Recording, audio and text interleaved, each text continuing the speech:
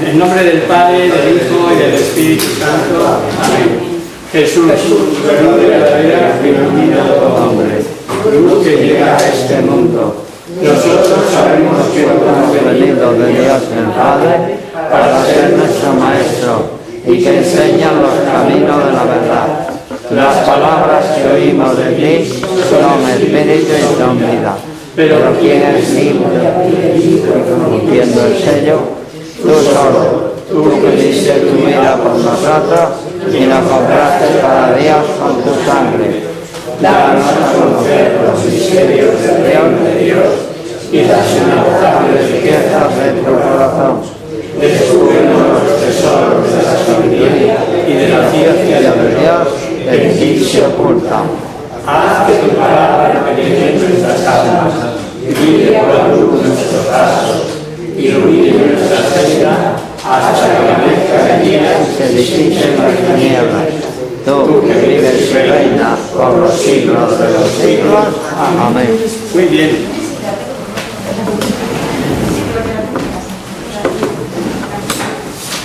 Bienvenidos un lunes más a nuestro curso de Biblia. Este año sí que es básico 100%. Yo diría que si asistimos y cogemos con gusto e ilusión este curso que estamos dando, porque hoy terminamos ya Introducción a la Sagrada Escritura, estamos todavía en ese aperitivillo que hemos dado de Introducción a la Sagrada Escritura. Digo aperitivo porque el curso de Introducción a la Sagrada Escritura, si lo hacemos bien, con todas las características y detalles que conocemos, nos llevaría a un curso completo. Pero como la idea nuestra era dar síntesis del catolicismo, no sé si nos va a dar tiempo a empezarlo hoy, y si no, ya lo empezaríamos el próximo día, ¿vale? Y una de las cosas importantes de esta introducción es esta que vamos a dar hoy, porque hay disparidad de criterios, disparidad de Biblias. ¿Cuántos libros dicen los judíos que tiene la Biblia? ¿Cuántos libros dicen los protestantes, los hermanos separados, que tiene su Biblia? ¿Cuántos libros tiene la Iglesia Católica? Y este cuadrito que nos ha hecho Carmela, que es un resumen precioso, es como colocar los libros por, si los sacáramos de la Biblia. Sacamos de la Biblia y ahora nos ponemos a ponerlos por orden. Pondríamos primero el Pentateuco, y ahí Génesis, Éxodo, Levítico, Números y Deuteronomio. Este otro cuadro que tenéis en la pizarra, lo que aporta es el género de cada libro, porque los hemos clasificado por históricos, profetas mayores, profetas menores y sapienciales del Antiguo Testamento. Y del Nuevo Testamento solamente históricos y didácticos. Y los tenemos ahí clasificados en un deutero y en un proto. Los veteranos, ¿a qué os suena eso? Antes fue primero. Deuteros, el después y el proto antes, ¿no? ¿Antes de qué? Antes del canon, ¿no? Ahora se explicará. Pero primero, no sé si el último día os dije cómo había clasificado San Mateo la genealogía de Jesucristo en distintas generaciones. No, ¿verdad? Nos quedamos ahí.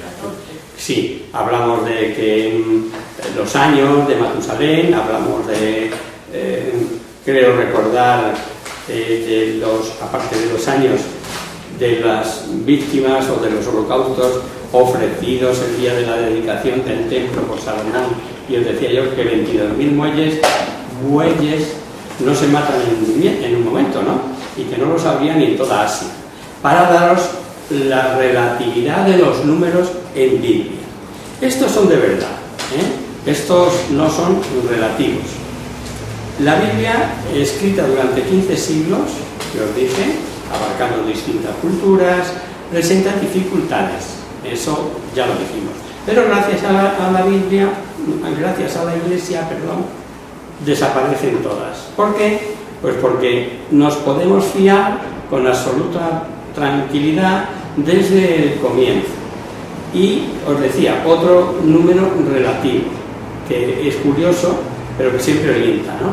En la genealogía de Jesucristo nos encontramos 3 tacadas de generaciones para llegar a Jesucristo. Y hace desde Abraham, porque él arranca del padre Abraham a David, da 14 generaciones, y son 800 años, históricamente hablando. De David a la cautividad de Babilonia hay otras 14 generaciones, y de la cautividad, desde el regreso a la aparición de Cristo en el mundo, otras 14 generaciones. Como en 3 tacadas, y cada una de ellas tiene 14 generaciones. ¿Por qué 14? ¿A qué creéis que se puede deber?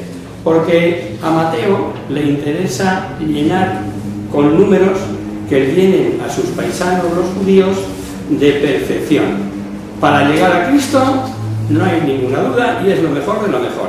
Y para eso usa el duplo del número perfecto, que es el 7. Usa 14, 14, 14. Y fijaros, en el primer caso, de Abraham a David, hay 800 años, como os he dicho. De David a la cautividad, 400, la mitad. Y de la cautividad a Jesús, 600. 6 siglos, 4 siglos y 8 siglos. Pero la intención de este judío, de este Mateo convertido, es de que les quede claro a sus paisanos que esta es la genealogía de Jesucristo, ideas de Abraham del modo más perfecto. Sabéis que se nos dan 2 generaciones de Jesús en los evangelios. Una es esta, la de Mateo, que arranca del padre Abraham, y otra es la de Lucas, que arranca de quién creéis vosotros que puede arrancar. De Adán. De Adán. Porque claro, él es un hombre gentil. No voy a decir que le da el pairo, pero punto menos que le da igual que sean judíos que no judíos. El Señor nace para todos, y el primer hombre del que podemos arrancar antes de Abraham es otro, que es Adán, ¿no? Entonces, igual, haciendo ahí un artificio literario, lo coloca desde Adán. Hay que entender esto, estas generaciones, estos personajes, que el día que nos toca ese evangelio en la misa se nos hace de difícil entendimiento. ¿Por qué? Porque fulanito engendró no sé quién, fulanito, fulanita, no sé qué, de no sé quién, refiriéndose a la esposa, fulano engendró a no sé quién. Os lo digo así, sin entrar a leer la cita, porque si en misa se nos hace largo, aquí se nos iba a hacer más largo todavía. Son como piedras miliares. ¿Qué quiere decir esto? Que representan algo, que ese nombre en la historia de la salvación representa algo, ha tenido una relevancia especial por algo, y como no es objeto de nuestro curso, no nos paramos a analizar la genealogía, tanto de Lucas como de Abraham, o sea, como de Mateo o Abraham, ¿no? Porque es precioso también. ¿Habéis pasado alguna vez un río, si habéis ido a la sierra, que no hay puente, pero que hay poca agua? Pisando en piedras que te cruzan al otro lado, ¿no? Estos vienen a ser los personajes que nos da Mateo para llegar a la generación de Jesucristo. Bien, vamos a tener una idea de cuáles son estos libros.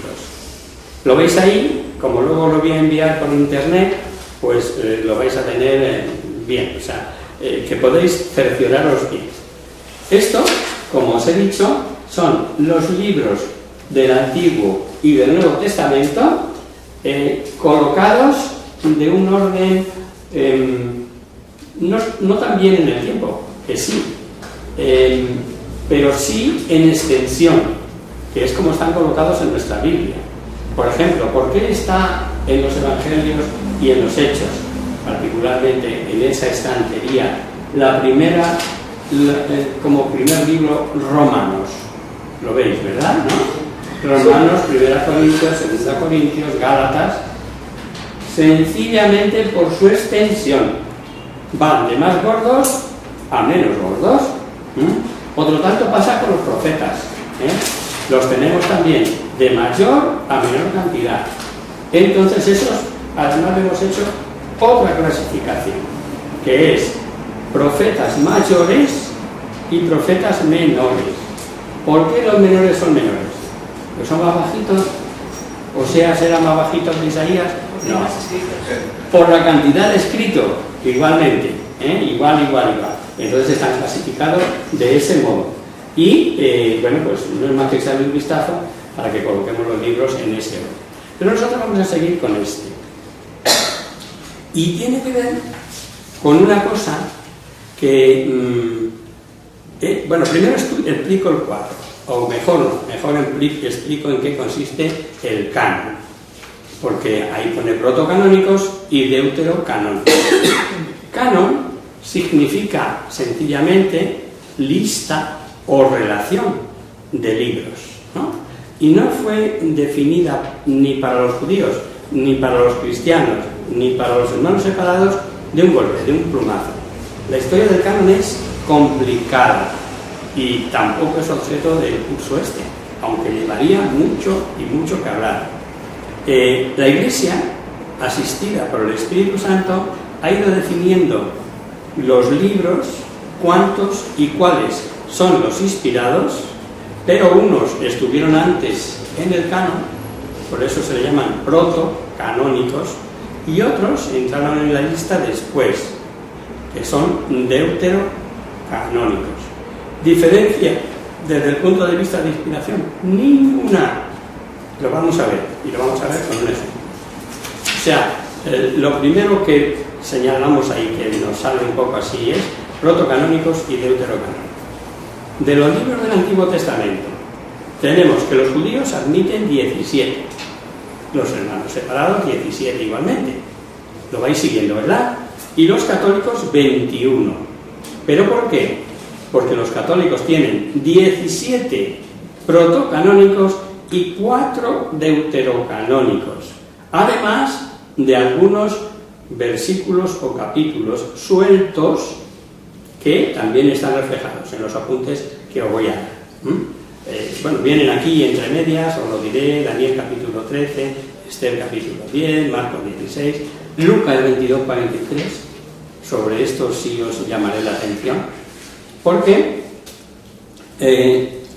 la diferencia son que en la Biblia católica hay 4 libros más en el Antiguo Testamento de los libros históricos. De los profetas mayores pasa igual, hay 5 para los hermanos separados, 5 para los judíos, y sin embargo los católicos tienen uno más, 6. ¿Por qué? Pues porque entró después en el canon. En los menores no hay variación, entraron desde el principio todos, 12. En los sapienciales tenemos igual, 2 en los católicos que son deuterocanónicos. ¿Me vais siguiendo? 5, 5, 7, protocanónicos 5 y deuterocanónicos 2. Con lo que el Antiguo Testamento para las Biblias católicas tiene 46 libros, mientras que judíos y hermanos separados solo tienen 39. ¿Cuántas os salen? 39 más 7, 46. Luego hay 7 protocanónicos, ¿vale? Y eso os vais a acordar siempre, porque los deuterocanónicos, tanto en el Antiguo Testamento como en el Nuevo, son 7 libros más. En el Nuevo Testamento tenemos igual. De un plumazo vemos que los judíos tienen 0, tanto en los históricos como en los didácticos como en los proféticos. Pregunta de examen: ¿por qué será? ¿Por qué creéis vosotros? Porque no admiten el Nuevo Testamento. No admiten que haya llegado el Mesías. No admiten que haya llegado Jesús. Luego entonces, no ha lugar. O sea, ellos no le pregunten por Mateo, que no lo tienen. ¿Me explico? Bueno, por tanto 0, ¿no? Los hermanos separados, que los históricos tienen 5, 21 en los didácticos y 1 en los proféticos. Los católicos igual. O sea que en el Nuevo Testamento estamos 5, 21 y 1.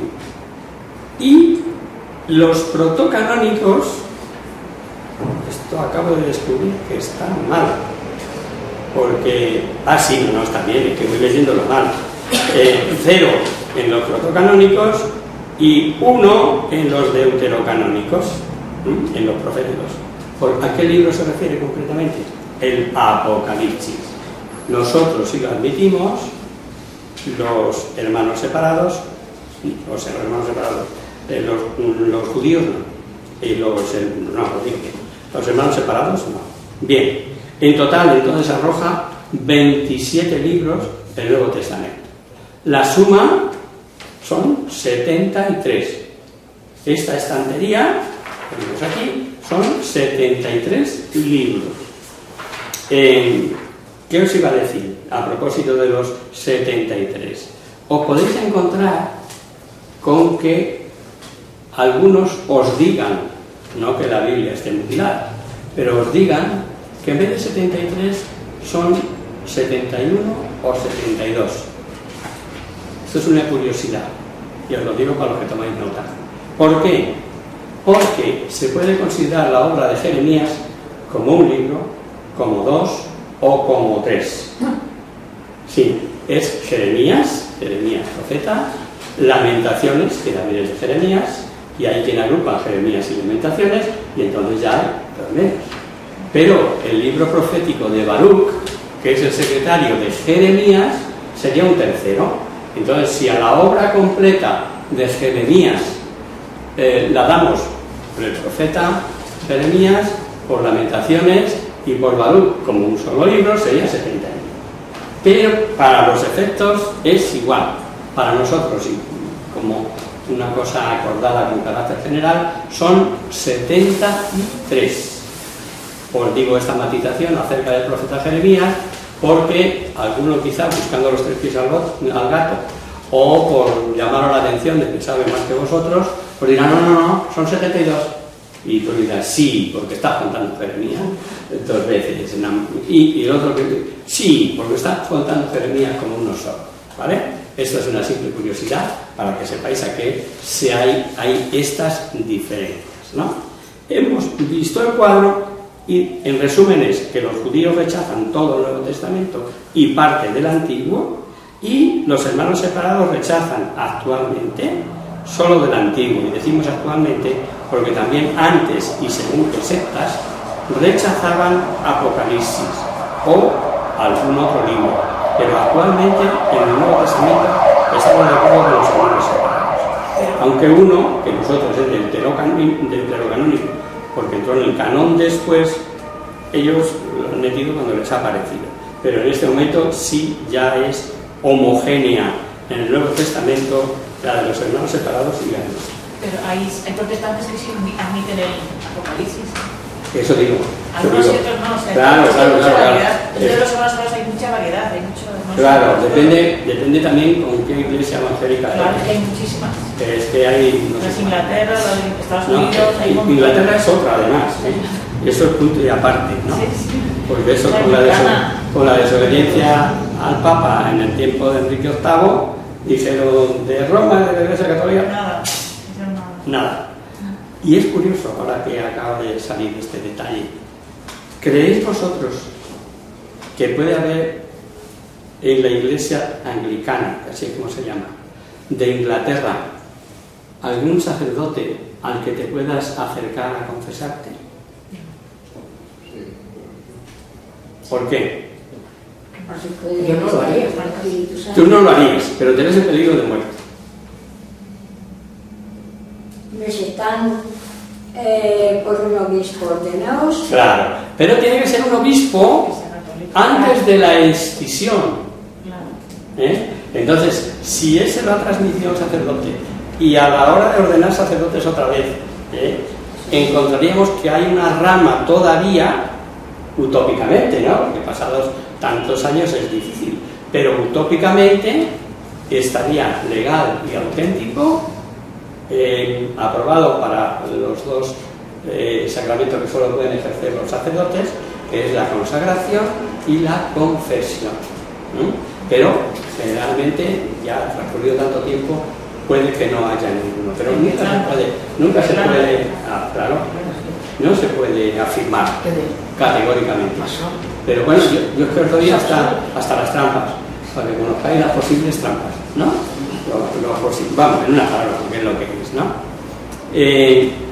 Os decía que en la historia del canon que ha sido elaborada a lo largo de muchos años, solamente es definida aquí en la Iglesia Católica desde Trento. Y decía que es inspirado tanto un libro del Antiguo Testamento como del Nuevo Testamento, igualdad, que haya sido antes admitido en el canon, que haya sido admitido después. Y os decía que os iba a poner un ejemplo. Un ejemplo que para los veteranos no es nuevo. Pensad por un momento que en un gran hospital, pues el 1 de octubre está en obras ahora, y terminan, hacen un nuevo hospital tremendo, como puede ser el 1 de octubre, en Madrid, y nombran un director nuevo, un nuevo director. Y dice el nuevo director: mira, yo quiero homologar los títulos de todos los médicos que presten servicio en este hospital, especialista, no especialista, por plantas, como queráis, pero me dais una lista, un canon, eso es, lista de la plantilla médica de mi hospital. Unos, tal vez los más recientes, o los que han hecho la carrera en la localidad del hospital aquí en Madrid, homologan inmediatamente sus títulos y pasan a esta lista o a este canon. Estos médicos serían protocanónicos, ¿no es así? Otros tienen o presentan dificultades y hasta pueden haber perdido documentación u otras causas por las que no pueden presentar su título, que se quemó el archivo de donde estaban, que en la guerra civil arrancaron todos los papeles y no hay manera de buscarlo. Entonces tendrían que acreditar con testigos que son médicos desde tal fecha, pues mire, yo hice la carrera en tal sitio, se perdió, en una palabra, que se va a demorar la homologación de su título para presentarlo lo antes que pueda. Y ahora yo os pregunto, ¿cuáles son más médicos? ¿Los proto o los deutero? Idéntico. Puede que algún deutero, por su experiencia y que ha tardado en presentar el título, sea el mejor médico de todos los del canon. ¿Por qué no? Pero sería tan médico como el que presentó el título el primer día. Lo entendemos, ¿verdad? Ahora analizad. No, ya lo he dicho. Pues otro tanto ocurre con los libros de la Biblia. Desde el punto de vista de inspiración, la Iglesia ha usado y usa tantos unos como otros, por ser todos inspirados. Otra cosita que os voy a contar en esta introducción, que viene a cuento con esto, ¿no? Que es la traducción de los 70, o 70, es famosa, ¿no? La traducción de los 70. Y primero nos metemos en el marco histórico para que nos ayude a entender. Vamos a analizar brevemente esta traducción. Conviene recordar cómo los judíos, cuando se apartaban de Yahvé, cuando despreciaban su ayuda y sufrían las consecuencias lógicas, recibiendo descalabros por parte de otros pueblos más fuertes y numerosos. Y sufrieron varias deportaciones. Los de Asiria, en primer lugar, del Reino del Norte, y los que fueron luego del Reino del Sur a Babilonia.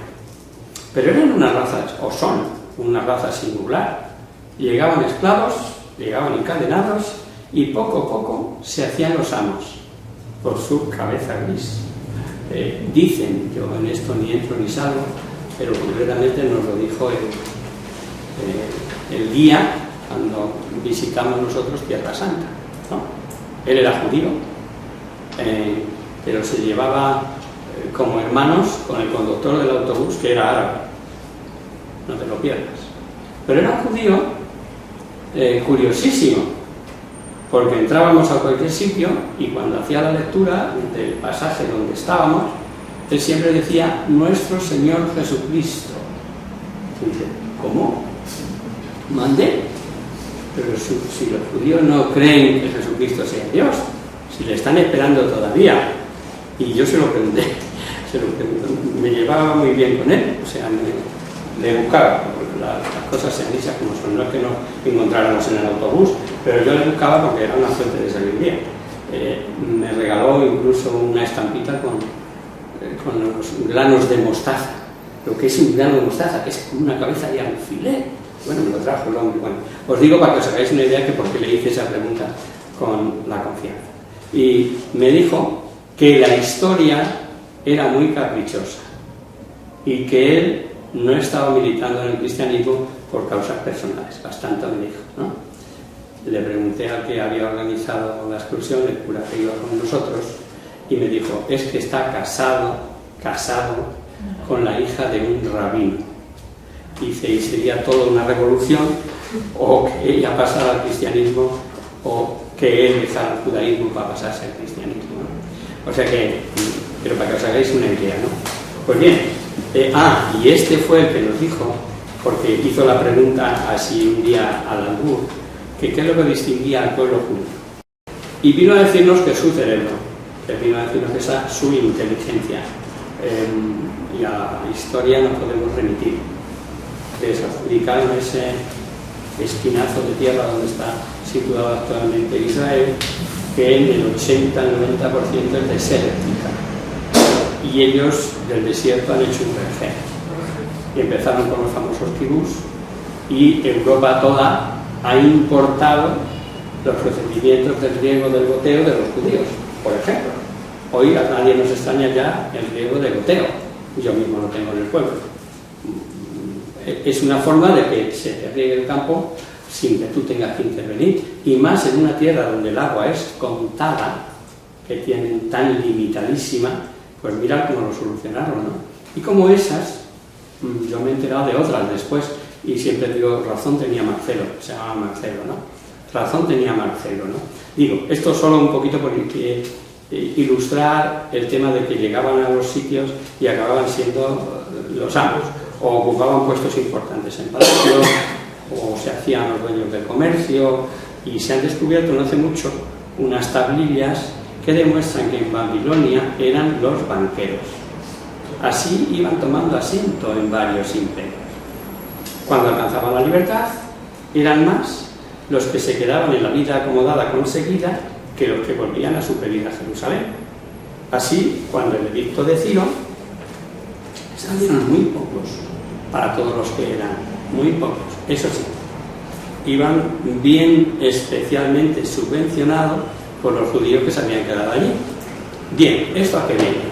Pues que los judíos llegaron a ocupar toda la cuenca del Mediterráneo, tanto por el norte como por el sur.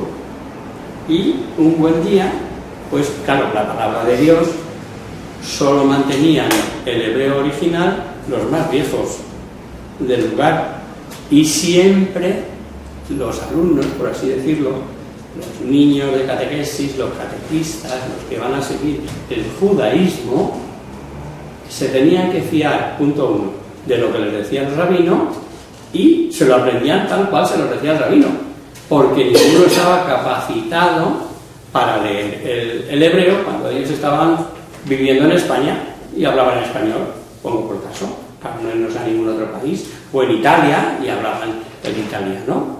Entonces, un buen día, y patrocinado por Ptolomeo Filadelfo, se les ocurrió la brillante idea de traducir la Biblia a un lenguaje que conocían. ¿Y a qué la tradujeron? Al griego.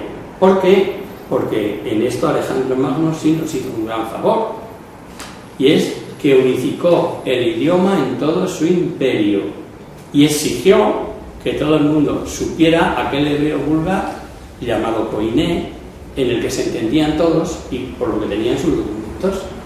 Cuenta la leyenda que en una famosa colonia judía del norte de África, en Alejandría, es donde se pusieron a traducir la Biblia del original hebreo al koiné, ¿no?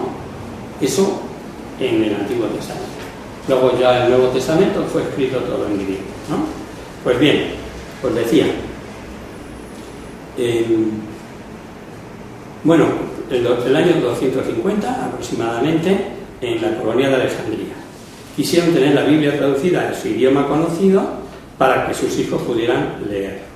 Y bajo el patrocinio de Ptolomeo II Filadelfo, iniciaron la traducción del hebreo, y fue tal el éxito de esta traducción que hasta proclamaron un día de fiesta en honor del hecho que suponía leer la palabra de Dios en un idioma conocido. Y hasta corrió una leyenda que decía que 70 intérpretes metidos en 70 celdas habían traducido todos por separado las mismas palabras. Y esta traducción es conocida como la de los 70 o la Septuagésima. Y os decía que tenía importancia al hilo del canon, ¿no? Pues bien, para que lo sepamos, en esta traducción, cuya redacción duró más de 100 años, sí estaban los libros deuterocanónicos escritos hasta la fecha. Y esta es la traducción que usó desde siempre la primitiva Iglesia. ¿Por qué lo sabemos? ¿No? Pues lo sabemos porque hay frases, citas en el Nuevo Testamento usadas por la primitiva Iglesia que se ve que es directamente de los 70.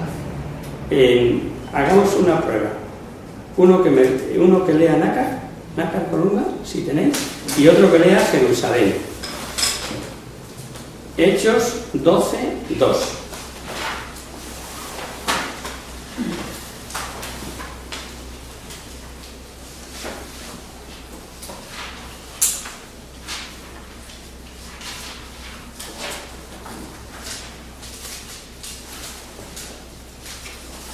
Habiendo dado muerte por la espada, Sí. a Santiago, el hermano de Juan, y viendo que éste era grato a los judíos, determinó prender también a Pedro. Perfecto. ¿Esa que era Jerusalén? ¿O Nácar? Hechos, No, tu Biblia. Bueno, es para que el otro lea la otra. Eso tiene pinta de Jerusalén. No sé ni esto, fíjate que... Bueno, que lea otro, esa misma cita, Hechos 12, 2. Dio muerte a Santiago, hermano de Juan, por la espada. Sí, tú has dicho dio muerte a Santiago, hermano de Juan, por la espada. Y la tuya, José María, es igual. Dio muerte a Santiago de Juan por la espada. Nácar. ¿Y en Jerusalén no tenéis nadie? Yo soy la protestante. Pues lee tú la protestante, a ver. Y mató a espada a Jacobo, hermano de Juan. Claro. Ya- A que parece que dice lo mismo. A que parece que dice igual. Pues vosotros que sois expertos en Biblia, os encontráis un día en misa, el día de Santiago, y le hizo morir por la espada a Santiago, hermano de Juan. Y tú dices, tate, Jerusalén.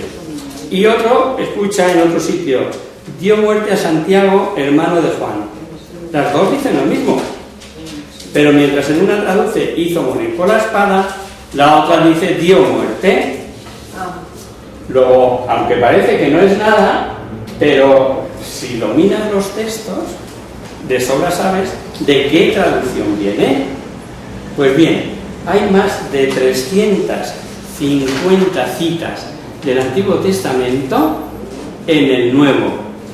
Los expertos saben, al ver estas citas, de qué traducción se trata. Por ejemplo, San Pablo, y se sabe con evidencia cierta, que usaba generalmente la traducción de los 70.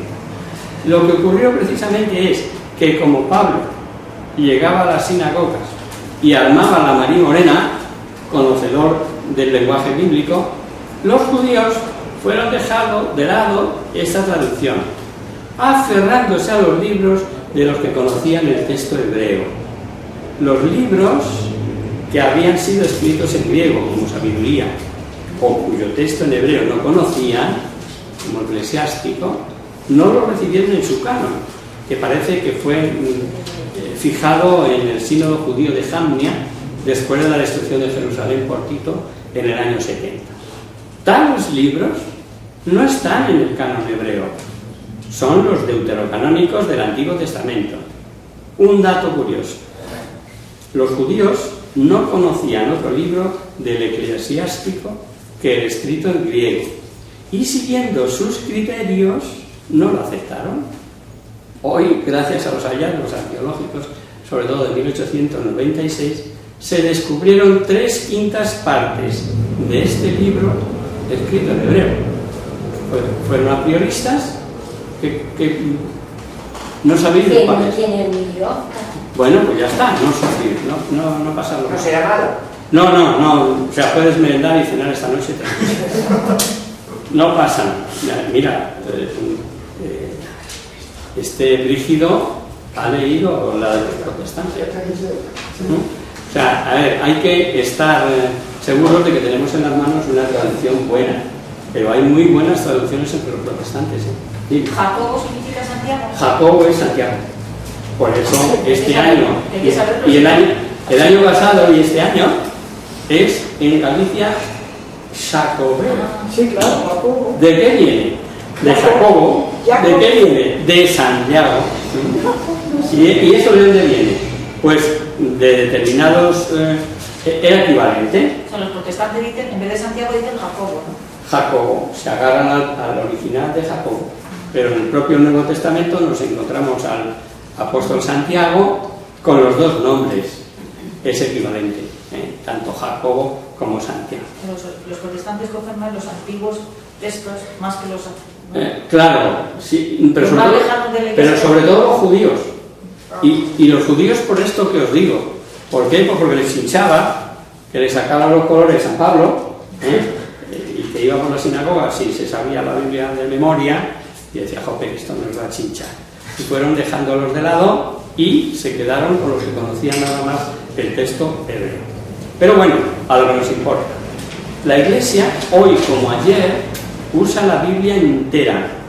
A partir del año 393, el concilio de Hipona, diferentes concilios, primero regionales y luego ecuménicos, precisaron la lista de los libros canónicos, hasta llegar el 8 de abril de 1546 en el concilio de Trento, en el que se definió dogmáticamente el canon de los libros sagrados.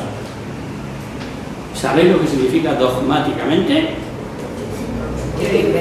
Con la autoridad oficial de la Iglesia definimos que estos son los libros canónicos, protos y deuteros. Nos dan la lista completa, desde Trento. Pero fijaos que os he dicho de Hipona, en el 393. O sea que, como digo, es una historia apasionante y larga de explicar. Porque te pones a estudiar los momentos en que la Iglesia acepta cada libro y los procesos que sufrió. Hay principalmente dos razones en las que la Iglesia se basa para definir los libros. La canonicidad de los libros, ¿no? Y una es el sensum fidei, es decir, que haya sido el sentir de la Iglesia, y dos, que daten de la era apostólica, o al revés, como queráis, area apostólica y sensum fidei, es decir, que da el sentido que la Iglesia siempre le ha dado a este texto, ¿vale?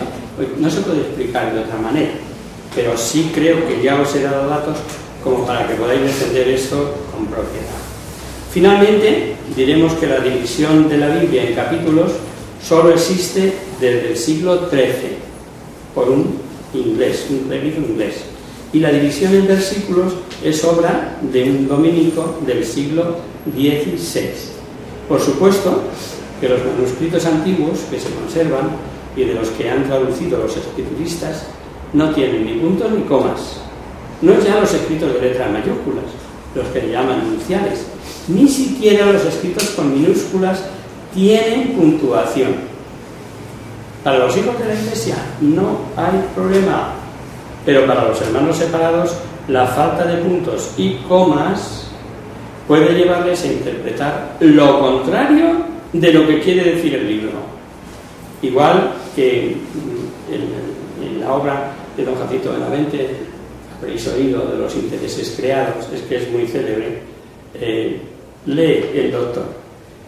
Y resultando que no, debe condenársele. Quitamos la coma. Y resultando que no debe condenársele, ¿veis? Una simple coma puede estar diciendo lo contrario. Claro, esto, para los exegetas, para los escrituristas, si no hay quien le diga esto lleva coma, esto no lleva coma, pues puede estar diciendo cosas diferentes. ¿Recordáis? Os voy a poner un ejemplito moderno. Recordad las palabras que desde la cruz dirige Jesús al buen ladrón. Dice: en verdad te digo, hoy estarás conmigo en el paraíso. Pues nos vemos, ¿no? Es una cita de Lucas y es San Dimas robando el cielo. Y es mejor que San Dimas robando el cielo, sería la pregunta, es la canonización de San Dimas por parte de Cristo. El primer santo canonizado es San Dimas, porque es por el propio Cristo el que dice que hoy va a estar con él en el paraíso. Pues bien, como los testigos de Jehová no creen en la vida eterna, ponen 2 puntos detrás del hoy y traducen: en verdad te digo hoy, estarás conmigo en el paraíso. De este modo dan a entender que Jesús se refería a que estaría, pero al final de los tiempos, y no le importa que haya infinidad de textos en los que Jesús diga en verdad te digo, sin que jamás dijera que era hoy, lunes, cuando lo decía. En una palabra, jamás Cristo dijo en verdad os digo que hoy estarás conmigo en el paraíso, y no en particular en verdad te digo hoy, que es diferente. Ya veis qué fácil resulta, sin iglesia, decir la Biblia lo que la Biblia no dice. Y por último, diremos que siendo nuestras Biblias traducciones y siendo las traducciones a gusto del traductor, procuremos usar aquellas que nos merezcan más confianza. Aunque todos traducen de los originales, debemos saber que se llaman versiones. Todas son versiones de la Biblia, a las traducciones que se han hecho a otras lenguas. Esta ha sido la principal preocupación de los evangelizadores cuando llegan a un sitio y no cuentan con la Biblia vernácula, es decir, con la que pueda entender el pueblo. Por eso, y por esa preocupación, hoy podemos afirmar, hombre, no sé de ayer para hoy, pero hasta ayer me acuerdo yo, aunque luego me vine, no sé quién fue, todas las Biblias, o sea, todas las lenguas habladas de la tierra están traducidas al idioma de aquella localidad, ¿no?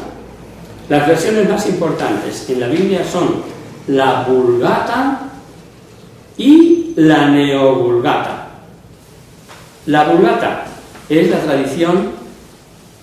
traducción al latín que hizo San Jerónimo al final del siglo IV y que fue adoptada como auténtica en el Concilio de Trento.